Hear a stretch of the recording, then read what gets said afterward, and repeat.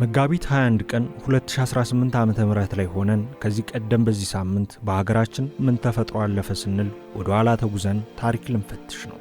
የሳምንቱን ታሪክ ልንዘክር፣ ምን ተሰርቶ ምን ተከውኖ ታለፈ ብለን የዘመን ምዕራፎችን ልናገላብጥ፣ ዛሬ የምንኖርበትን ዓለም የቀረጹ ክስተቶችን ፈትሸን እነሆ ይህ ተከውኖ ነበር ልንል በዛሬው ሳምንቱን በታሪክ ጥንቅራችንም በዘመን ኮርቻ ወደ ኋላ ተሳፍረን ሀገራችን ካየቻቸውና ታሪክ ከማይረሳቸው ታሪካዊ ክንውኖች አንዱን እናስታውሳለን።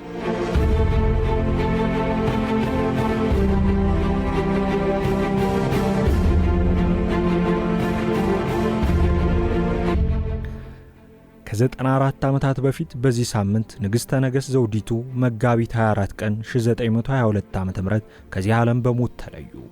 ንግሥተ ነገሥት ዘውዲቱ ኢትዮጵያን የገዙ የመጀመሪያና ብቸኛ ሴት ነበሩ። የግዛት ዘመናቸው በወግና በዘመናዊነት በእምነትና በተሐድሶ እንዲሁም በለውጥ መካከል ባለው መስቀለኛ መንገድ ላይ ነበር። የተወለዱት ከአባታቸው ከዳግማዊ አጼ ምኒልክና ከወረኢሉ የባላባት ልጅ ከሆኑት ከእናታቸው ከወይዘሮ አቢቹ ሚያዝያ 22 ቀን 1866 ዓ.ም እነዋሪ ከተማ ነው።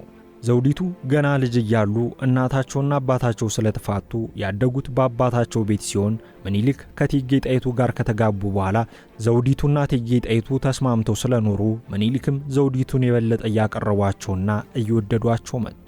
ምኒልክ የአጼ ዮሐንስን ንጉሠ ነገሥትነት ከተቀበሉ በኋላ ከአጼ ዮሐንስ ጋር የነበራቸውን ፖለቲካዊ ግንኙነት ለማጠንከር በማሰብ የ10 ዓመት ልጅ የሆኑትን ዘውዲቱን ለአጼ ዮሐንስ ልጅ ለራስ አርያ ሥላሴ ዮሐንስ ዳሩላቸው።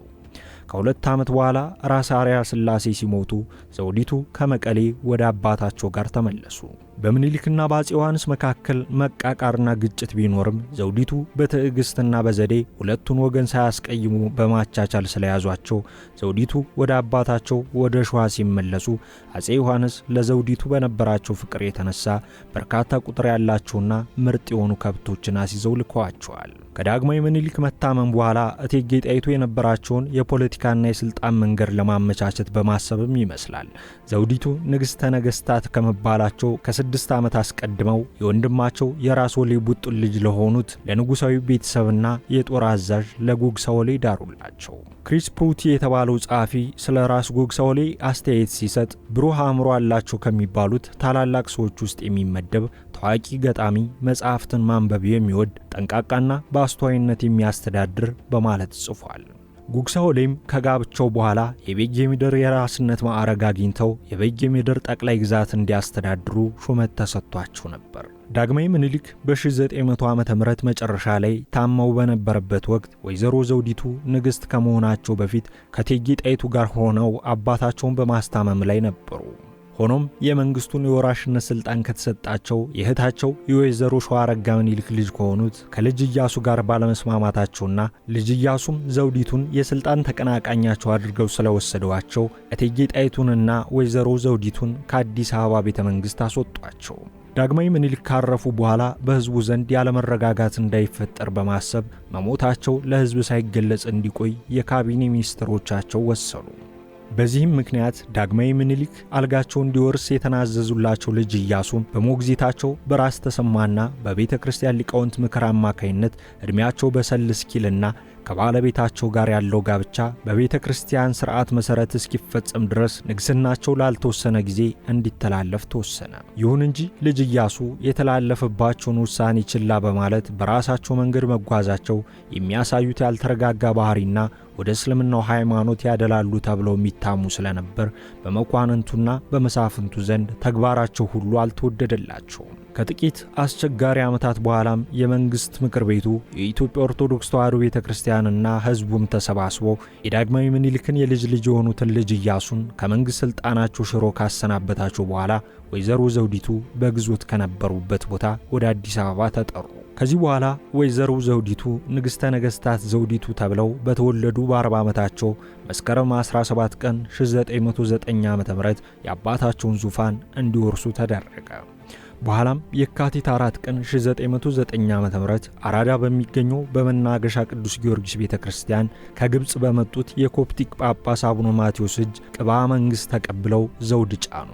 በዚያው ዕለትም ልዑል ራስ ተፈሪም ታላቁን የሰለሞን ኒሻን ተሸልመው ጸሎት ከተደረገላቸው በኋላ በአልጋ ወራሽነትና ለእንደራሴነት የሚገባውን ክብር በ24 ዓመታቸው ተቀብለዋል። በ19ኛውና በ20ኛው ክፍለ ዘመን በዓለም ዕውቅና ከተሰጣቸው አገሮች መካከል ኢትዮጵያ አንዷ ስትሆን ንግሥተ ነገሥታት ዘውዲቱ ይህን ከፍተኛ የሀገር መሪነት ሥልጣን መጨበጣቸው በአፍሪካ የሥርዓተ መንግሥት የመሪነት ታሪክ ብቸኛዋ ሴት ያደርጋቸዋል። ልጅ ኢያሱ ከስልጣን ወርደው ንግሥተ ነገሥታት ዘውዲቱ ዘውዱን ከጫኑ በኋላ የራስ ጉግሳ ወሌ ወደ ማዕከላዊ ስልጣን እየቀረቡ መምጣትና የራስ ተፈሪ መኮንን አልጋ የመውረሱ ጽኑ ፍላጎት መካከል የስልጣን ሽኩቻው ተጋግሎ ብዙ ውጣ ውረዶች ተከስተዋል። ንግሥተ ነገሥታት ዘውዲቱ ምኒልክ በሕይወት በቆዩባቸው ዘመናት እግዚአብሔርን የሚፈሩ ሕግን አክባሪ፣ ለሃይማኖታቸው እጅግ ቀናኢ የነበሩና በጾም በጸሎት ተወስነው የሚኖሩ ቸርና ሩህሩህ ነበሩ። በንግሥት ዘውዲቱ የአልጋ ወራሽነት ሥልጣን የተሰጣቸው ራስ ተፈሪ መኮንን በጀመሩት ተራማጅ አስተሳሰብ የተነሳ ከንግሥት ዘውዲቱ ጋር የነበራቸው የአመለካከት ልዩነት ከጊዜ ወደ ጊዜ እየሰፋ መጣ። ንግሥት ዘውዲቱ የነበረው የቀድሞ ሥርዓትና ባህል ሳይበረዝ ተጠብቆ እንዲቆይ የሚፈልጉ ወግ አጥባቂ አስተሳሰብ ስለነበራቸው የኦርቶዶክስ ቤተክርስቲያንን ሙሉ ድጋፍ አግኝተው ነበር። አልጋ ወራሽ ራስ ተፈሪ መኮንን ደግሞ ከውጭው ዓለም ጋር ግንኙነት በመፍጠር ኢትዮጵያ አስተዳደሯ ዘመናዊ እንዲሆንና ከሌሎች ታዳጊ ሀገራት ጋር እንዲስተካከል የሚፈልጉ በመሆኑ በወጣት መኳንንቶች ዘንድ ተቀባይነት እያገኙ መጡ። በመካከሉም አልጋ ወራሽ ተፈሪ መኮንን ንጉሥ ሆነው ይሾሙልን የሚል የአድማ ጥያቄ ለንግሥቲቱ በመቅረቡ ንግሥቲቱ በጥያቄው ደስተኛ ባይሆኑም ቅሉ አልጋ ወራሹን ጠርተው ካነጋገሩ በኋላ የጎንደር ንጉሥና ባለሙሉ ሥልጣን እንደራሴ ብለው ሾሟቸው። እየቆየም በንግሥተ ነገሥታት ዘውዲቱና በአልጋ ወራሽ ተፈሪ መኮንን የነበረው ግንኙነት ቀስ በቀስ እየላላ መምጣት ጀመረ። ንግሥቲቱ በየጊዜው በሚፈጠረው የፖለቲካ መጠላለፍና ውዥንብር የነበራቸውን አስተያየትና ሐሳብ ክቡር ደጃዝማች ከበደ ተሰማ በመጽሐፋቸው እንደገለጹት ሕዝቡ እኔን ሳያውቀኝና ሳልጠቅመው የአባቴን ውለታ ለመመለስ ሲል የኢትዮጵያ መሳፍንትና መኳንንት ሕዝቡን በፈቀደ እግዚአብሔር ታዞ ለአባቴ ዙፋን ቢያበቃኝ ከኔ አስተዳደር አለማወቅ የተነሳ ሕዝቡ እርስ በርሱ ተፋጅቶ ከሚያልቅና እርሳቸውም አልቻሉም ተብሎ በዘመነ መንግሥቴ የባዕድ መንግሥትና ገዢ ወደ ኢትዮጵያ ከሚገባ እኔ የተጠየቅኩትን ሥልጣን ለቀቄ ነገሩን ማብረድ ይሻላል በማለት ለጊዜው የሚገጥማቸውን ችግር ሁሉ ከፍ ባለ ትዕግሥት ያሳልፉት እንደነበር ያስረዳሉ።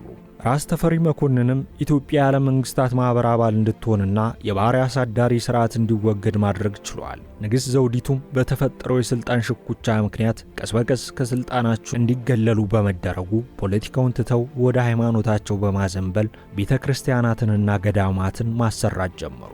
የቤጌ ምድር ገዢ የነበሩት የእቴጌ ጣይቱ የወንድም ልጅ የሆኑትና የንግሥተ ነገሥታት ዘውዲቱ ባለቤት ራስ ጉግሳ ወሌ በራስ ተፈሪ መኮንን ላይ የተቃውሞ እንቅስቃሴ አስነስተው ራስ ተፈሪ መኮንን የእንደራሴነት ሥልጣናቸውን ነጥቆ የንግሥቲቱን ሙሉ ሥልጣን ለማስከበር በማሰብ በሁለቱ ወገን መካከል ጦርነት ተካሂዶ በመጨረሻም ራስ ጉግሳ በጦር ሚኒስትሩ በራስ ተፈሪ መኮንን ዘመናዊ ጦር ድል ሆነው ሊገደሉ ችለዋል። ንግሥተ ነገሥታት ዘውዲቱም የነበራቸው የስኳር በሽታ በመባባሱ ምክንያት ሕመሙ በርትቶባቸው ስለነበር ራስ ጉግሳ ወሌ ድል መሆናቸው በተሰማ ከሁለት ቀን በኋላ መጋቢት 24 ቀን 1922 ዓ.ም በተወለዱ በ56 ዓመታቸው ሕይወታቸው ሊያልፍ ችሏል።